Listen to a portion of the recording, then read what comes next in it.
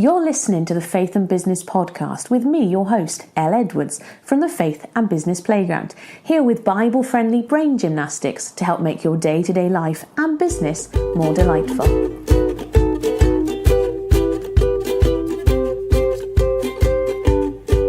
In today's episode of the podcast, we are going to be thinking about how to be still when life is feeling a little bit crazy. Now, if you've been listening along with the Mindset Minute this week, you will have heard me reminding you to underschedule, to leave room for the magic. You'll have heard me encouraging you to leave space in your day for God. Though it's really easy to rush around from one thing to the next, and we all do it. There's no judgment there. I do it too. I get really busy. I have these lists and I want to do all of the things. And every November, I think, okay, I'm going to get all the Christmas preparation done in November so that in December I can feel really, really relaxed and have lots of space. And invariably it doesn't happen. Or if it does happen, it makes my November really stressful instead. And that's not fun either. And so in today's episode of the podcast, we are really thinking about how we can be still when life is a little bit crazy. And there are some different elements to this. And one of those elements is about actually choosing how you do Christmas. But that's a whole podcast episode of its own. We're going to dig into that next week because that really, I believe, is actually the secret to all of this. Is the easiest way to carve stillness and peace and a little bit of room into your preparations is actually by not doing the things that society tells us we should do. But like I say, I don't want to jump ahead of myself. That really is for next week. Today, we are really just thinking about how to be still when life goes crazy. I want to give you some practical tips because it's very easy, and I don't know about you. I hope this is not just me.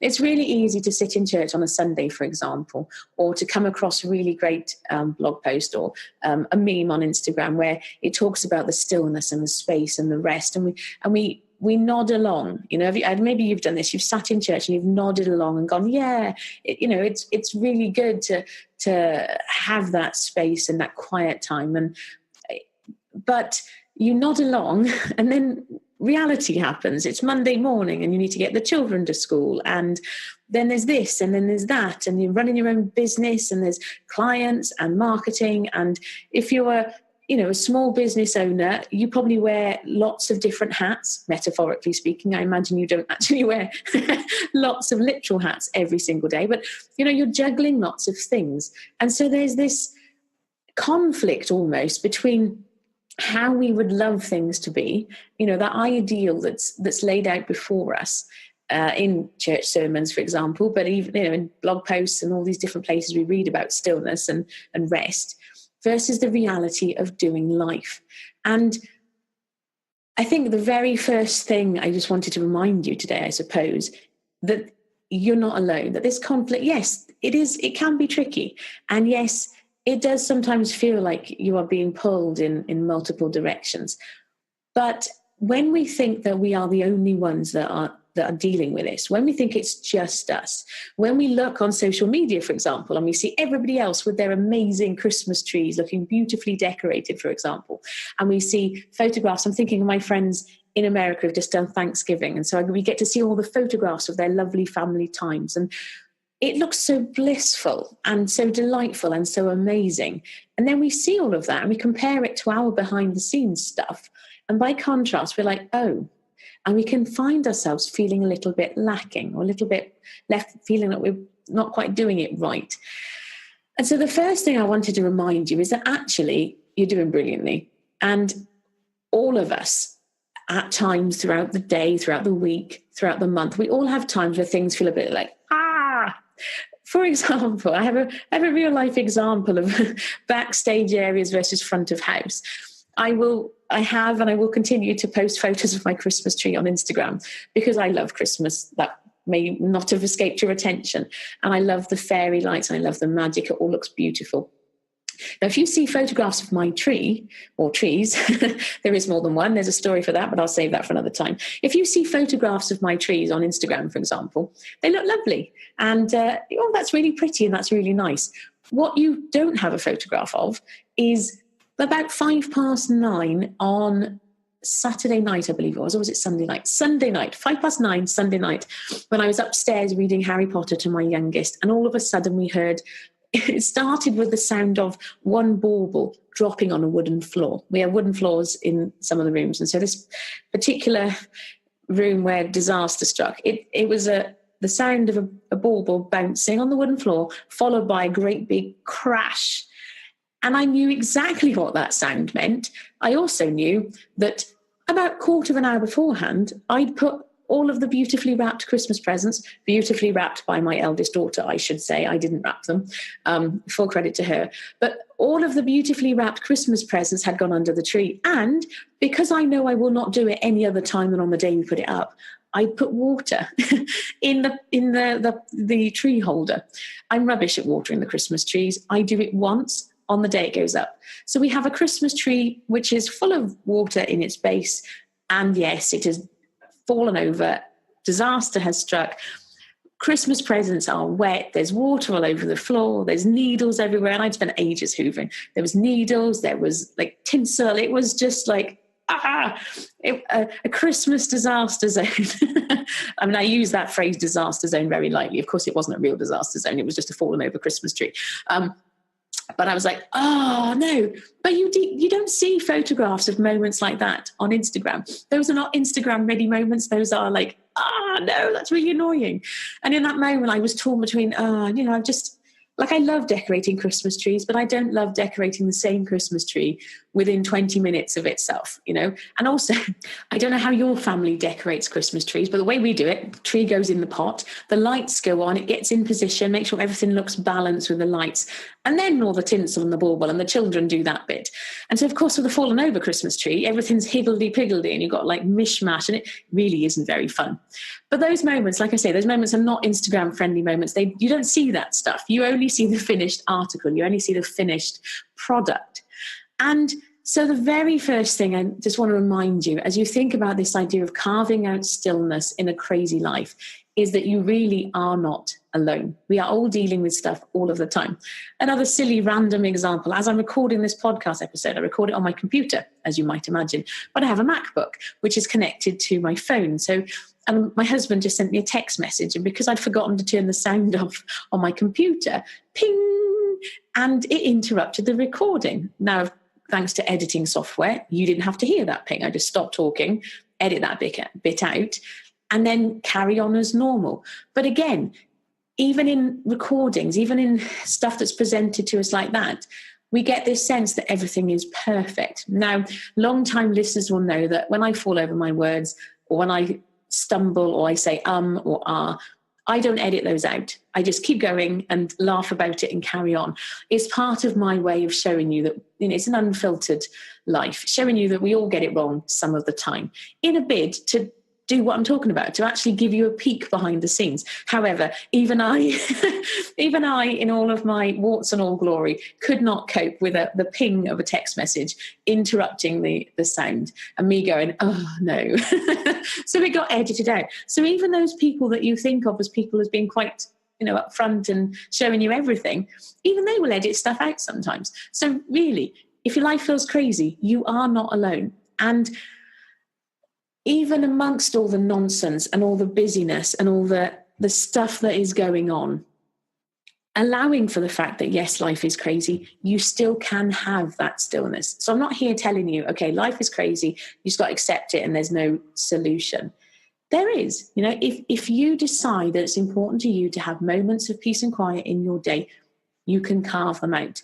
But it was more important to me almost just to remind you and recognize that this idea of being still and this idea of space and tranquility and peacefulness, it happens in real life. It happens in real time. And I don't know about you, but I believe in a God who's bigger and more amazing and more loving than than we give him credit for one thing. But I don't believe that he needs you to spend hours and hours locked in solitude in order for you to have a good relationship with him.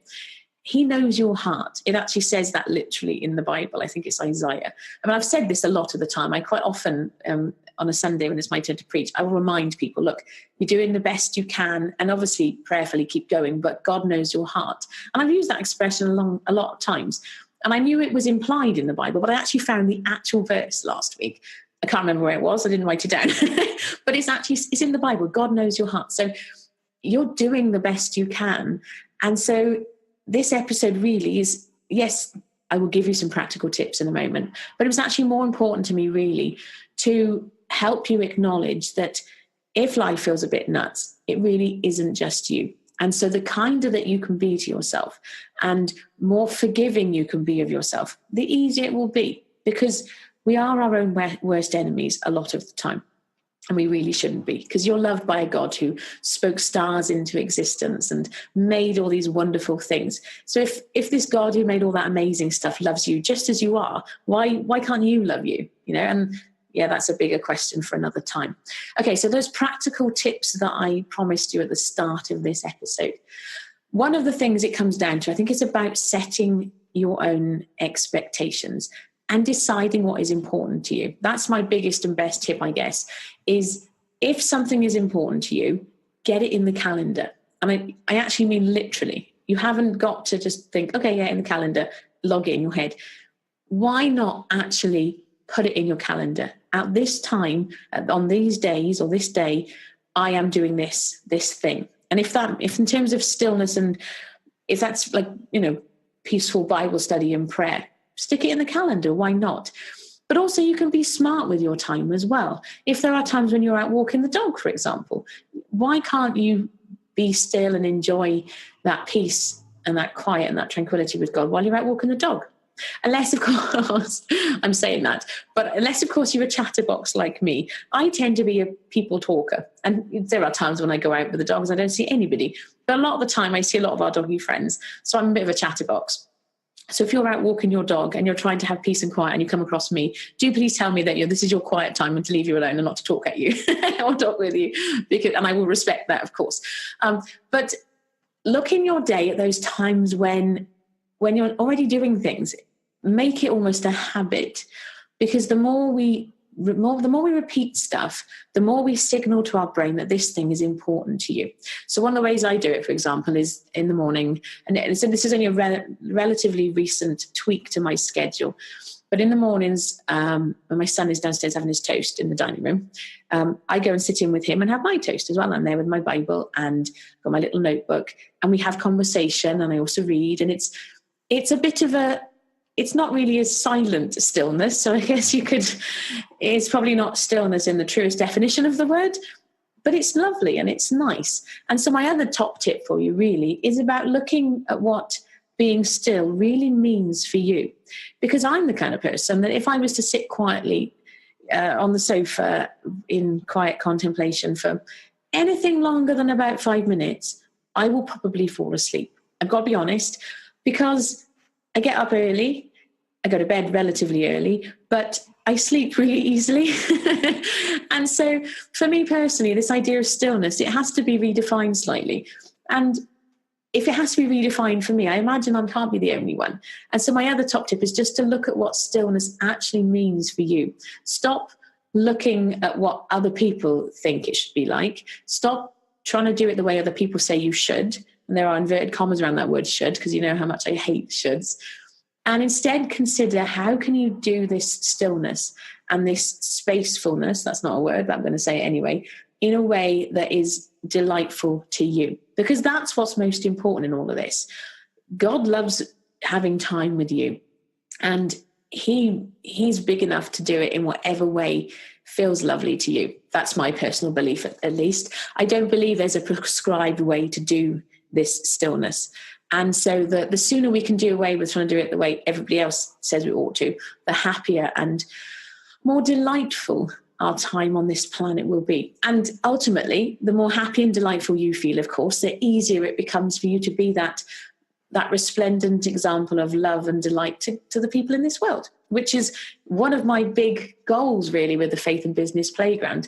I don't know how often I state this explicitly, but my thing with the Faith and Business Playground is about helping you thrive in your life, your faith, and your business.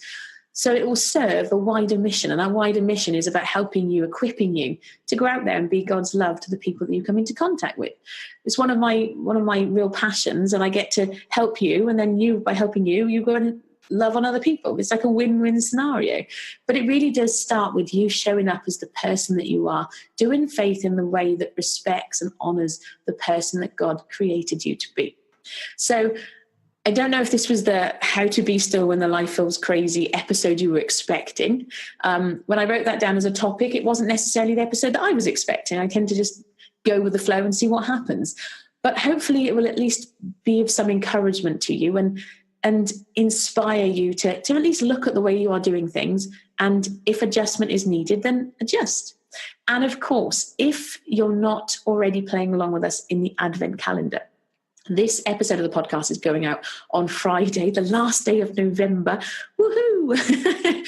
Incidentally, it was the very last time I drank alcohol 1 year ago. But that's just an aside. We start the Advent calendar. The Faith and Business Playground Advent calendar 2018 starts tomorrow on the 1st of December. But if you're listening to this afterwards, one of my goals with the Advent calendar is for you not to have to play catch up. And you'll understand what I mean by that when you actually sign up, because I can't tell you now, it will make it too long an episode. But I guess what I'm saying is if you're listening to this and Advent's already started, it doesn't matter. It doesn't matter when you listen to this, unless of course you listen to this on the 1st of January. By the 1st of January, Advent will be over and we'll be exploring something different. But if you're listening to this anytime between now and December the 25th, come and join in with the Faith and Business Playground Advent calendar. I would be delighted to play with you.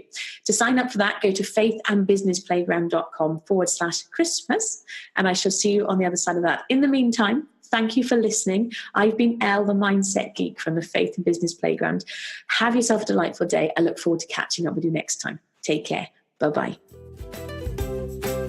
Thank you for joining me for this episode of the Faith and Business Podcast. If you enjoyed this episode, please do subscribe. Or for more Bible-friendly brain gymnastics directly to your inbox, come on over to thefaithandbusinessplayground.com. That's faithandbusinessplayground.com.